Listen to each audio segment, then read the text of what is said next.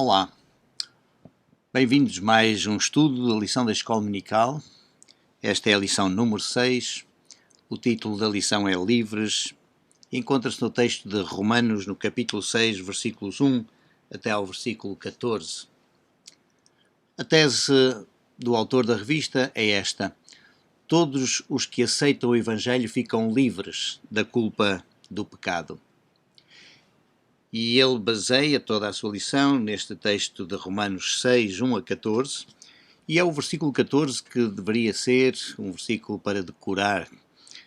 E diz: pois o pecado não terá domínio sobre vós, pois não estáis debaixo da lei, mas debaixo da graça. Ser livre e viver em liberdade é algo que o ser humano pensa que desfruta normalmente, porque acha que pode fazer o que quer e quando quer. No entanto, só dá conta de que assim não é quando verifica que algo ou alguém se opõe àquilo que estava a fazer ou até a dizer. A liberdade acontece quando nos movimentamos dentro de um determinado círculo, que nos parece grande ou pequeno, conforme aquilo que pretendemos fazer. O nosso raio de ação vai até onde chega também o raio de ação do outro. Quem viveu em Portugal na época antes do 25 de Abril de 1974 podia viver um dos dois sentimentos: total liberdade, porque não se imiscuía nos assuntos políticos ou até financeiros e aceitava fatidicamente a sorte que lhe cabia.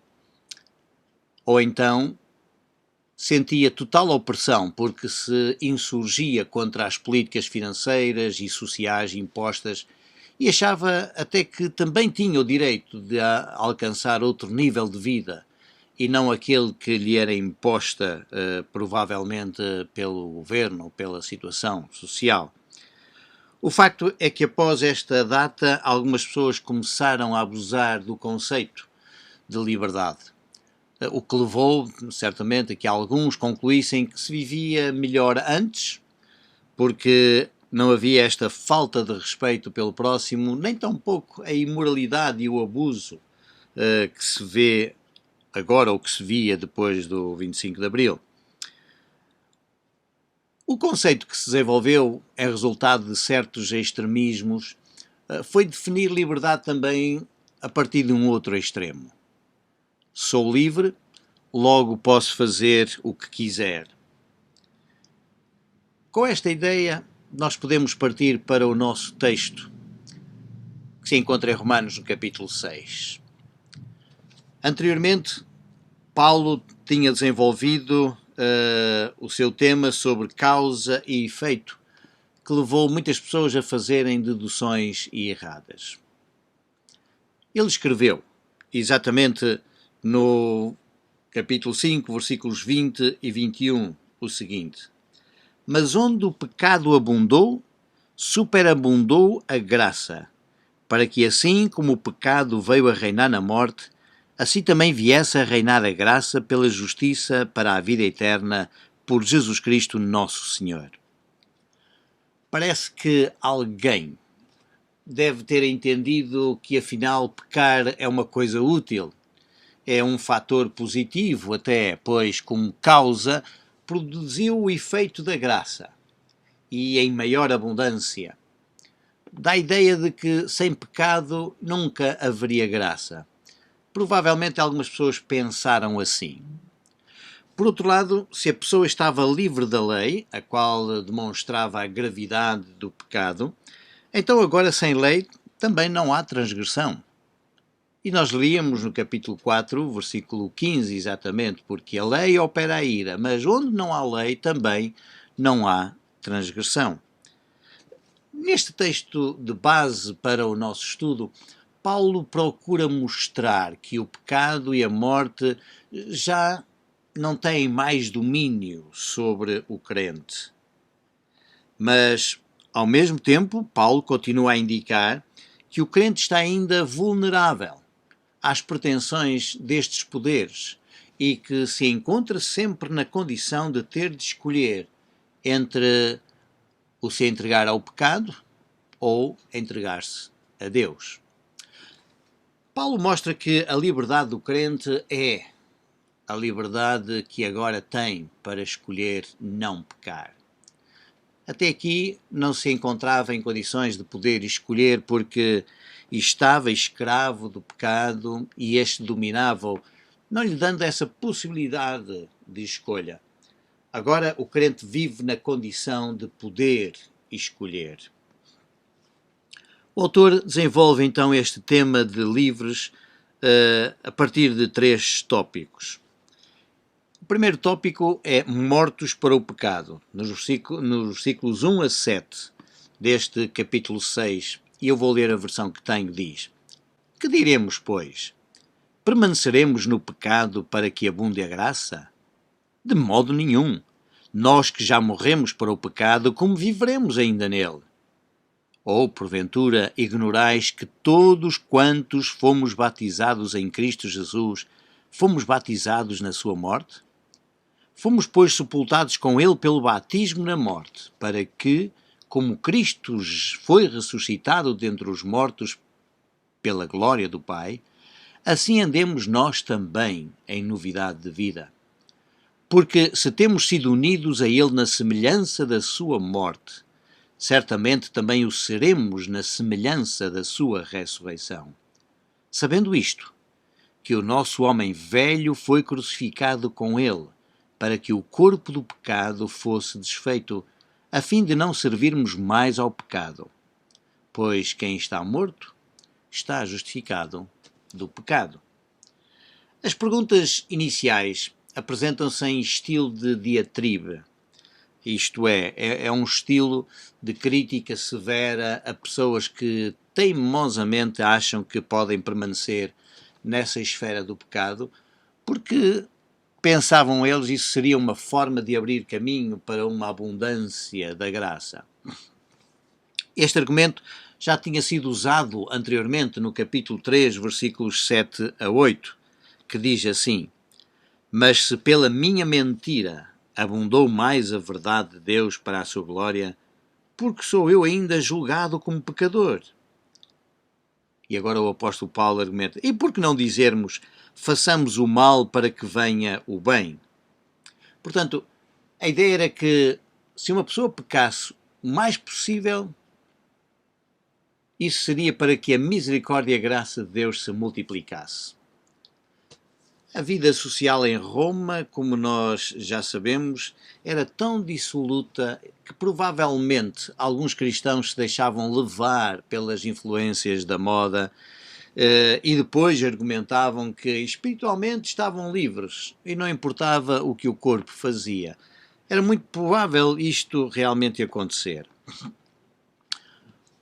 O teólogo Karl Barth, a determinada altura, no seu comentário, ele escreve o seguinte: Esta lógica submete a vontade soberana e livre de Deus às contingências humanas, como se Deus caprichosamente oscilasse de um lado para o outro entre o bem e o mal, entre o pecado e a graça. Karl Barth tem razão quando acha que não se deve de maneira nenhuma colocar a vontade de Deus submissa às incertezas humanas.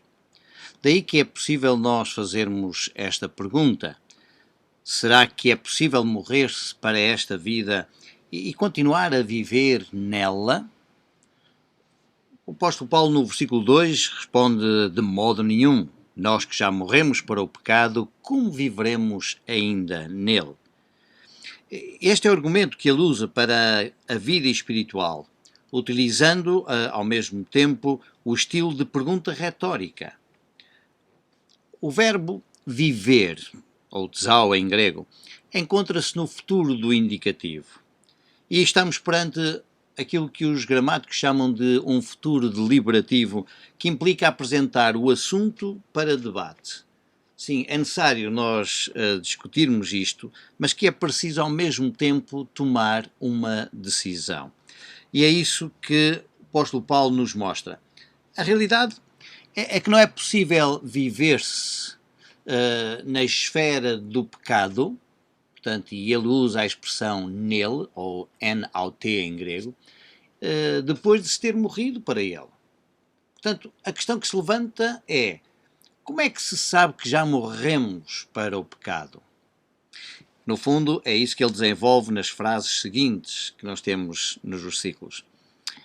A pessoa que tomava a decisão de ser batizado naquele tempo, ali em Roma, por exemplo, estava a demonstrar uma grande coragem, uma decisão muito forte, uma fé em Cristo inabalável, se assim nós podemos dizer.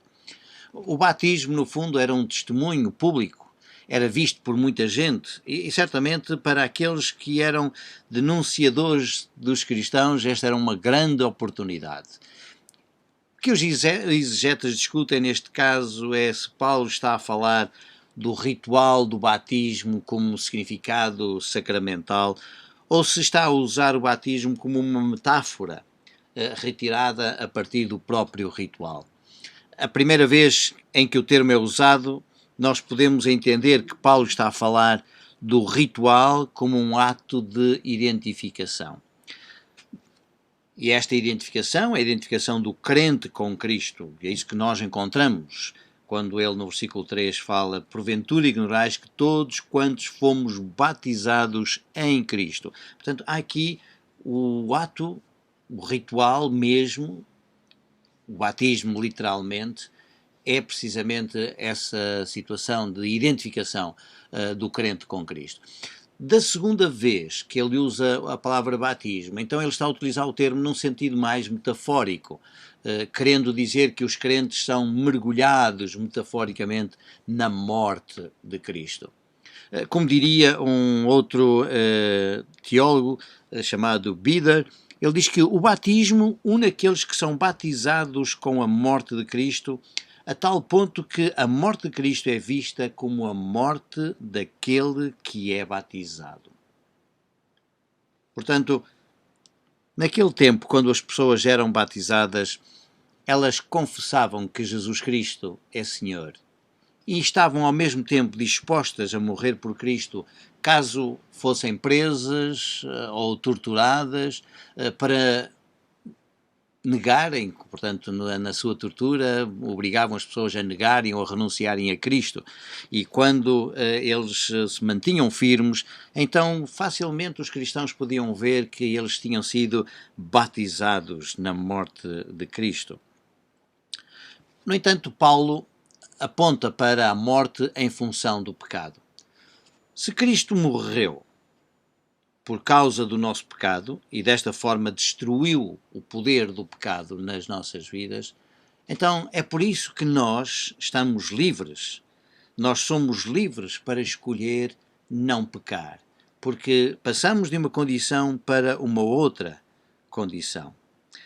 O ato batismal em si mostra que o cristão não fica sempre sepultado, pois ele levanta-se para viver uma experiência diferente.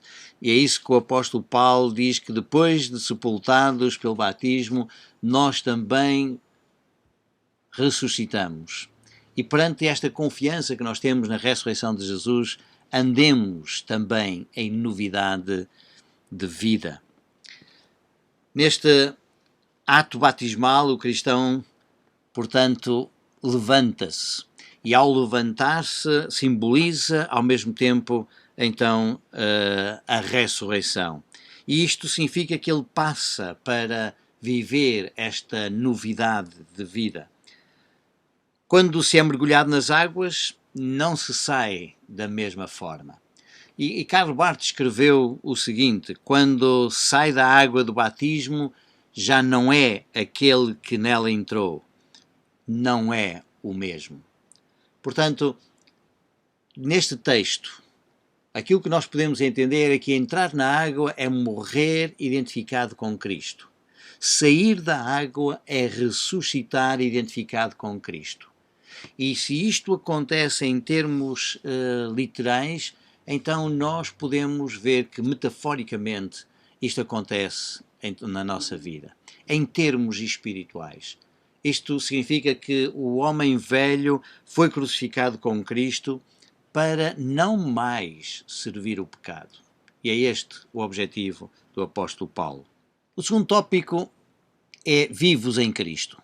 Dos versículos 8 até ao versículo 11, nós lemos o seguinte: Ora, se já morremos com Cristo, cremos que também com Ele viveremos, sabendo que, tendo Cristo ressurgido dentre os mortos, já não morre mais. A morte não mais tem domínio sobre ele. Pois quanto a ter morrido, de uma vez por todas, morreu para o pecado. Mas quanto a viver, vive para Deus. Assim também vós considerai-vos como mortos para o pecado, mas vivos para Deus, em Cristo Jesus. Vivos em Cristo. Paulo não dá motivos para dúvidas.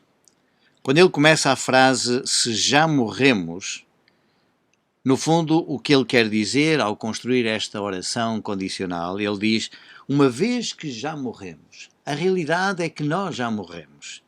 A condição apresenta-se neste modo real. Esta é a realidade.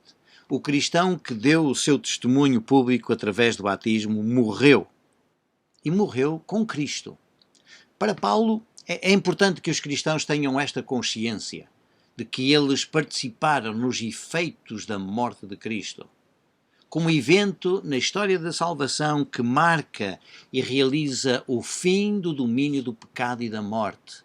É o que acontece. Mesmo quando Paulo, noutra carta, escrevia: já estou crucificado com Cristo e vivo não mais eu. Cristo vive em mim. Esta identificação que deve estar nas nossas mentes, na nossa vida também.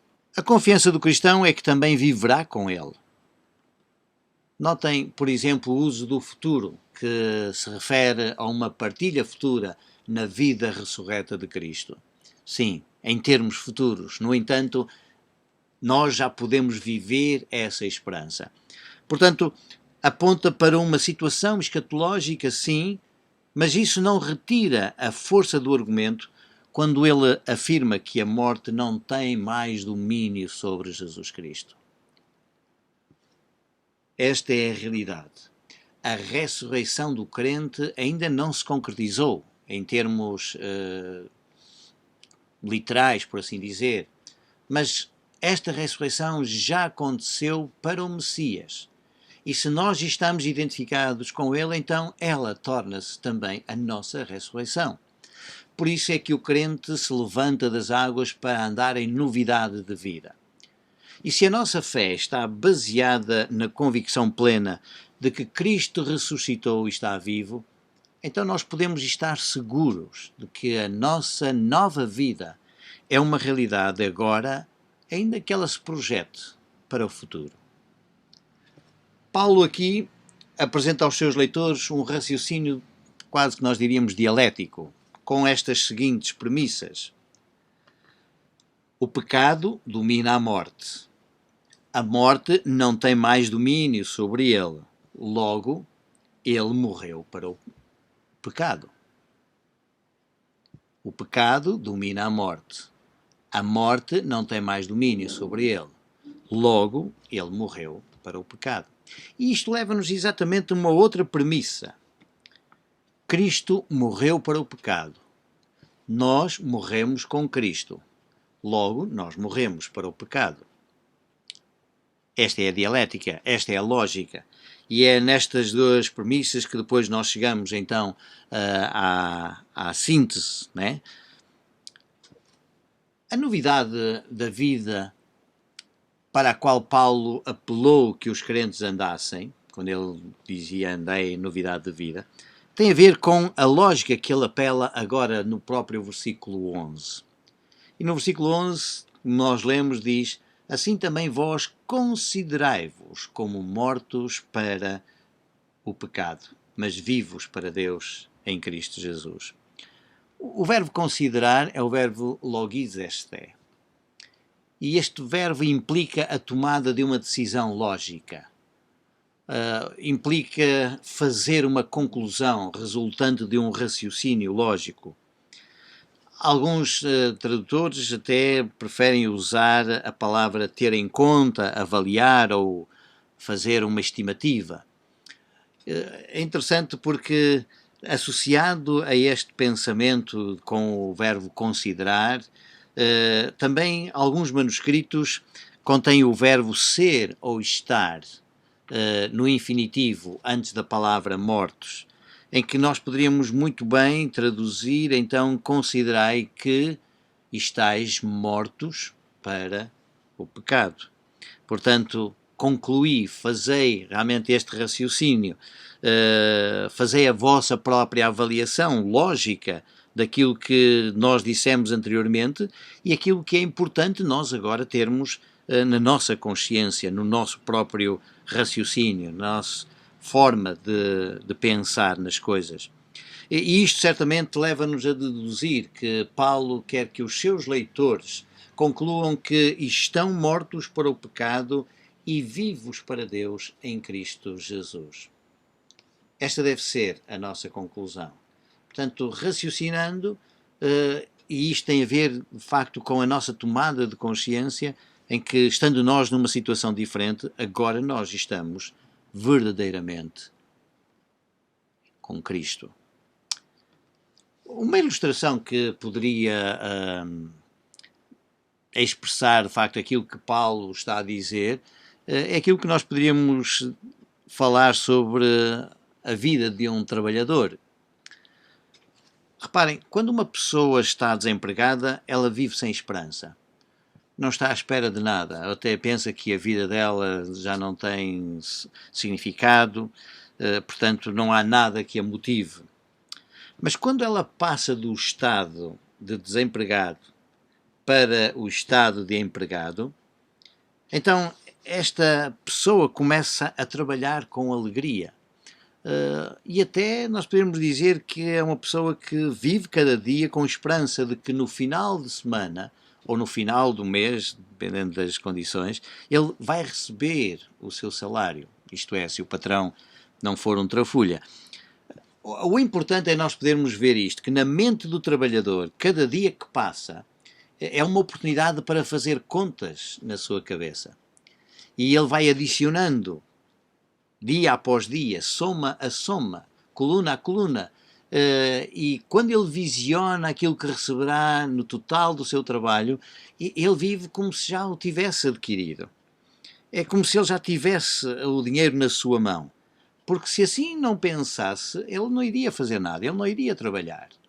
Mas como ele vê o final do mês e vê já o dinheiro a ser entregue, já começa inclusive a ver o que é que poderá fazer com o dinheiro, então isso motiva-o.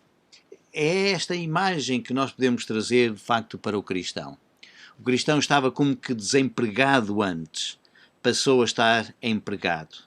Então a sua vida de empregado leva-o a visionar o futuro que Deus lhe promete e que certamente ele já vive como se estivesse a receber.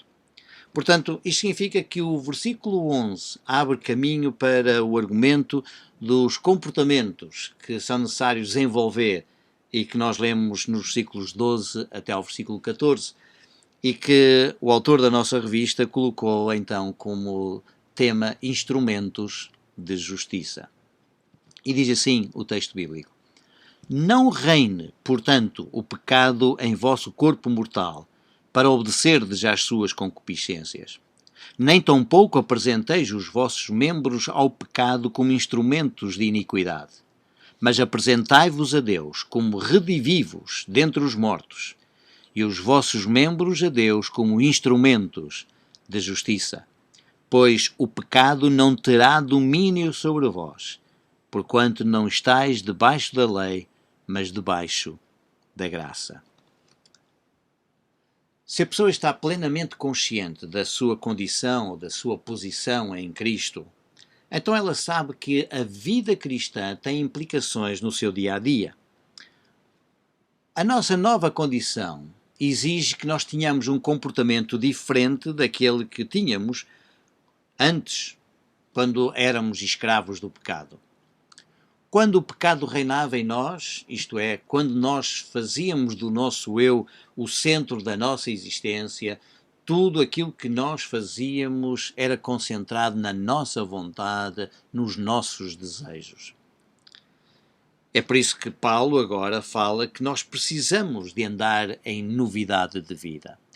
Nós ainda vivemos num corpo mortal, diz-nos o versículo 12, mas se na nossa mente nós estamos conscientes de que já tomamos a decisão de nos identificarmos, no fundo, com Cristo, na sua morte e ressurreição, então nós somos desafiados por imperativo a não deixar que o pecado reine. Sim, nós temos aqui um imperativo, não reine.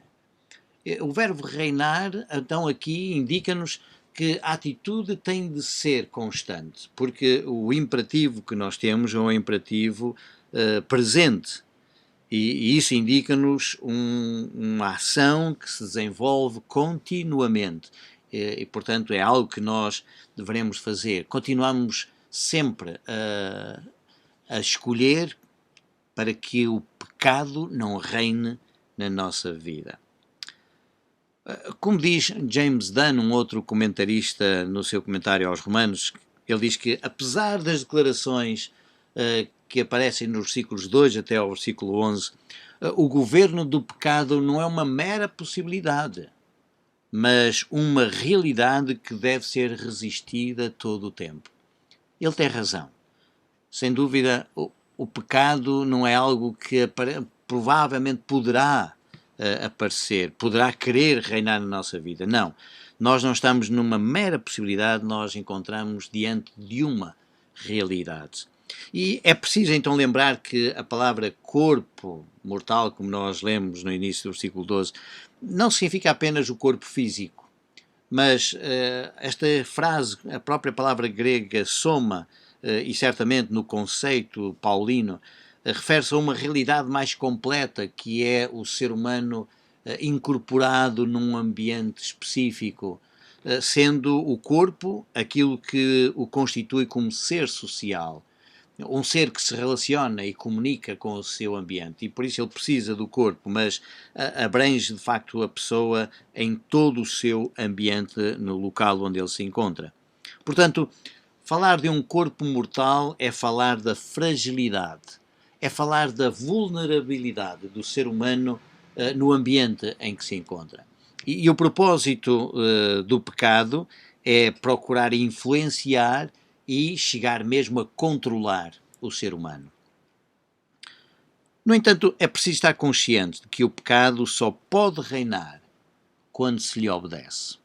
Isto diria um teólogo católico chamado Schlier, em que também ele, ao falar sobre esta situação, ele acaba por dizer que o pecado só reina a partir do momento em que nós lhe obedecemos, em que nós nos cedemos, de facto, à sua influência.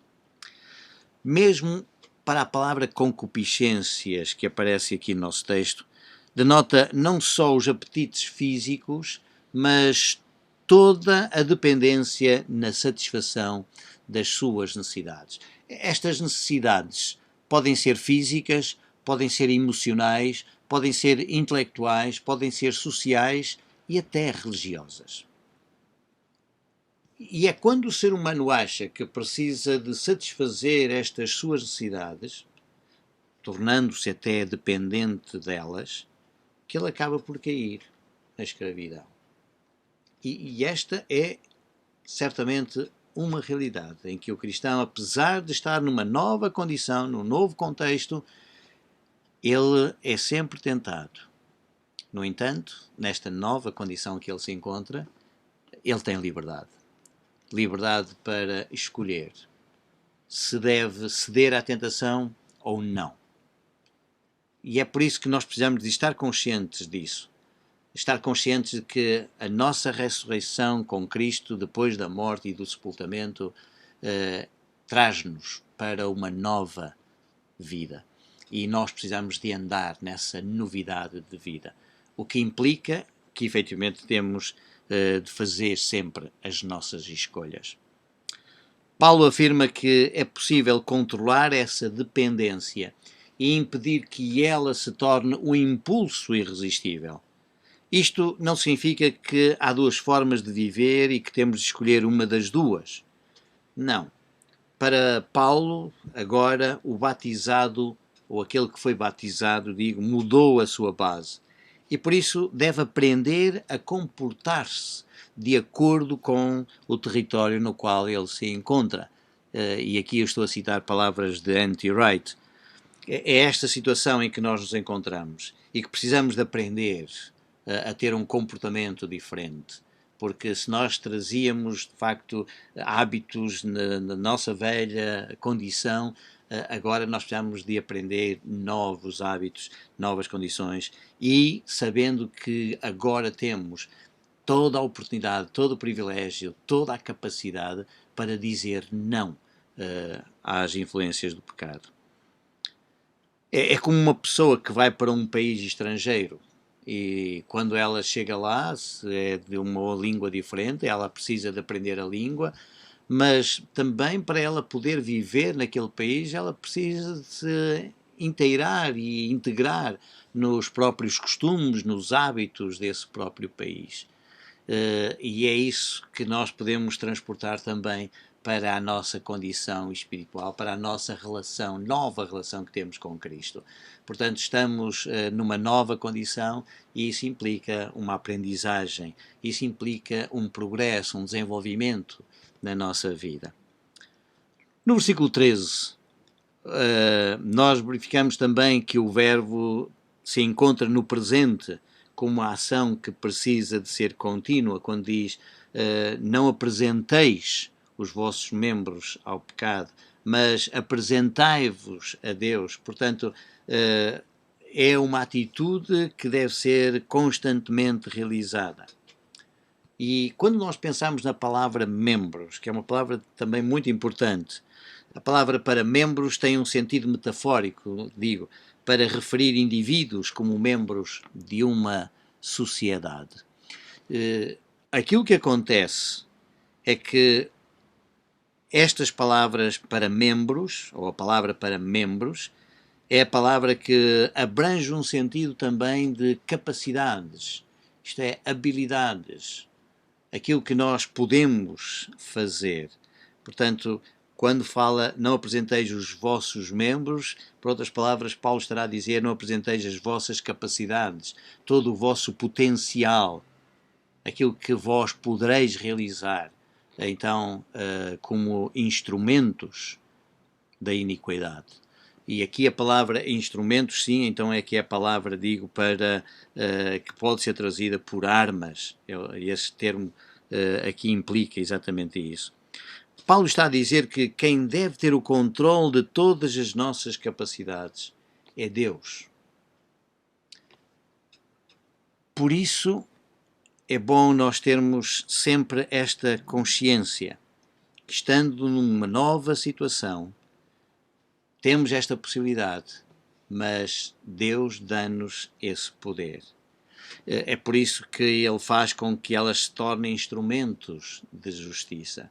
Quando nós apresentamos, quando nós nos colocamos diante de Deus, e Paulo até usa como redivivos dentre os mortos, e apresentamos os nossos membros a Deus, portanto, as nossas capacidades, o nosso potencial, quando nós colocamos isto nas mãos de Deus, então sim, estas nossas capacidades tornam-se armas de justiça, instrumentos de justiça.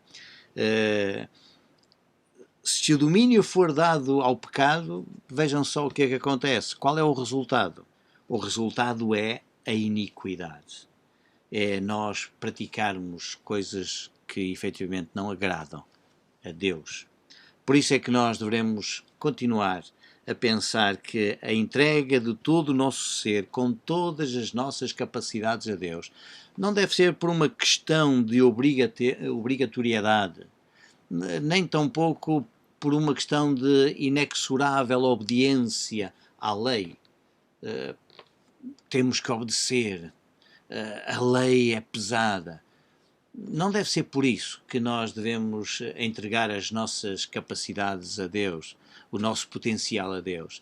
Nós devemos entregar tudo isto a Deus porque nós agora estamos debaixo da graça. Porque nós fomos transportados, não é, para uma nova situação.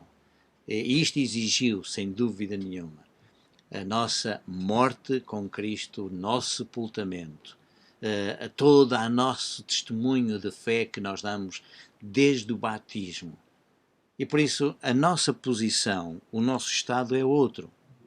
E como tal nós temos esta liberdade para escolher obedecer e funcionar para a justiça de Deus. Levantam-se várias questões, várias perguntas, e certamente que nós poderíamos continuar a desenvolver o tema. Mas Paulo aqui ensinou-nos de uma forma muito clara que nós já não estamos na mesma condição que estávamos quando éramos escravos do pecado. Agora temos uma nova vida. E nesta novidade de vida, portanto, nós devemos viver, praticar, andar, mas lembrando sempre que temos agora a possibilidade de dizer não ao pecado. Pensem, foi isso que aconteceu com Jesus. Todas as vezes que ele foi tentado, ele sempre disse não a Satanás. Não é assim, não deve ser assim. Há outra situação que é muito mais importante. E é por isso que nós precisamos de continuar a estudar a palavra de Deus, continuar a ler. Nós precisamos, para poder dizer não à influência, ao poder que o pecado possa ter externamente agora sobre nós, e ele não tem poder dentro de nós. Nós precisamos de estar sempre bem preparados e ter uma atitude contínua de relação e de comunhão com o nosso Deus. É por isso que o estudo bíblico é importante, a meditação da palavra de Deus é importante, o nosso tempo devocional é importante, a nossa comunhão com os irmãos no templo, na casa de oração é importante, porque é aí que nós aprendemos cada vez mais a crescer e a ter a forma de colocar todo o nosso potencial não nas mãos de Satanás, mas nas mãos de Deus. Que Deus nos abençoe.